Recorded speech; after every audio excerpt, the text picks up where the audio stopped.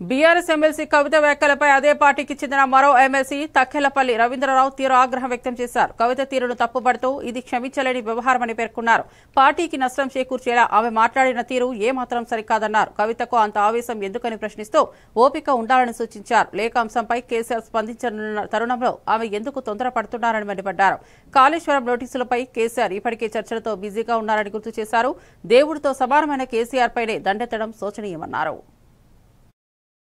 చూడాలి అంత ఓకే లేకపోతే ఎట్లా దృష్టికి వచ్చింది ఓకే అది కేసీఆర్ గారు మాట్లాడతారు. ఇప్పుడు కాళేశ్వరం దాని మీద నోటీసులు వచ్చినాయి, దాని మీద న్యాయ నిపుణులతో మాట్లాడుతున్నారు. ఒక పక్కన ప్రతిపక్ష పార్టీలు అధికార పక్ష పార్టీలు రెండు కేంద్రంలో రాష్ట్రంలో అధికార పక్ష పార్టీలు వేధిస్తున్న తీరు ఇవన్నీ దృష్టిలో పెట్టుకుని ఏం కుప్పలు అడ్డుకపోయినాయనండి. ఎందుకంటే అంత తీవ్ర ఆవేశం ఎందుకు తొందరపడాలి? ఈ విచారణ ఏంటో ఇదేంటో ముగిసిన తర్వాత తేలదు. ఎడిపోతారు కేసీఆర్ గారు, విషయాలు ఎడిపోతాయి. ఈ నిమిషాలు తేల్చాలని ఎందుకు అంత జిద్దుగా వెళ్ళాలి? సరైనది కాదు.